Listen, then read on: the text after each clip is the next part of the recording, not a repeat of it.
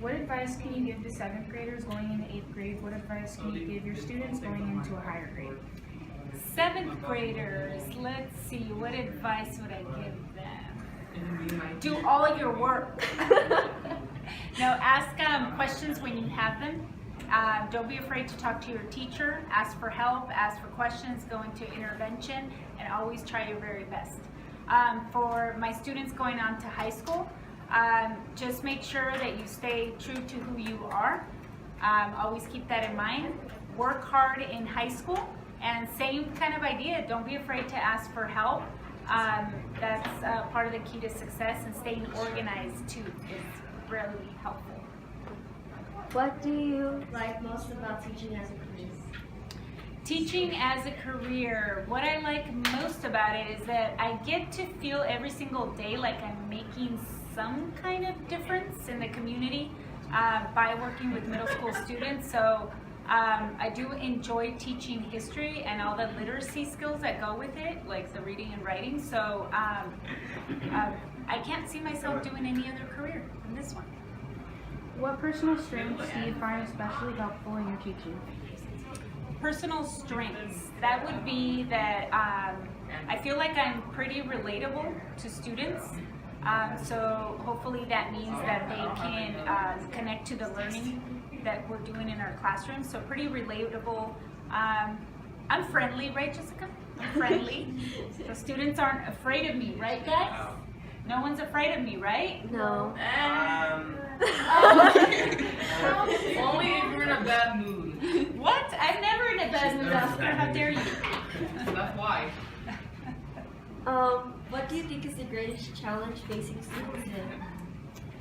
Greatest challenge, I gotta say, is a lot of personal challenges, like either home life, social media, stress brought on by different like emotional, hormonal things. So, you know, I feel like that is the biggest challenge. How do the assignments you give offer students the opportunity to express their creativity and individuality? Oh, well, actually, I'm so glad that you asked that question. So I do have multiple ways for students to learn the material in history. So all of them include, of course, the straightforward, the academic ones, you know, where you're reading, you're writing, but then students also have the opportunity to make presentations, like Google slide presentations or websites, draw posters, and let me give you a recent example. One of my classes will be writing and producing and acting a Civil War play, okay? And it's actually going to be a musical. And it was their suggestion, it was their idea, so of course I'm going to make it happen for them. What could a visitor to your class expect to see? They can expect to see engaged learners every single day, because all my students do their work every single minute, every single second of the day. So no, they can expect to see students trying their best consistently, and then maybe learning some history too. Okay, thank you, Ms. Pizzo. You're welcome.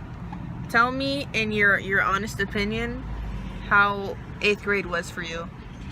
How was 8th grade for me? Yes. Speak It louder was too. kind of terrible for me because I was switching schools. Why? And as a kid, it's kind of hard to adjust to a different school, a different atmosphere, a different life, and a whole different state, and having to meet new friends. It can be kind of painful sometimes. Do you have any advice to give to 7th graders moving on to 8th grade? Just think positive, think positive, think positive. That's the key. Never say you can't when you can, or always go for it. Just go for it. Put your mind to it, you can do it. Okay. What advice can you give to some 7th graders going into 8th grade? To turn in your work. Why? Be very organized. Why do you have to be really organized? So To that not you lose don't, your work. Yeah, so you don't lose your work. Like keep a folder. Yeah, for a specific Okay, class. what were some challenges you had in 8th grade that you can overcome? Studying for tests. Projects. How hard were the projects in 8th grade? They weren't hard, but they were just long. They were long projects.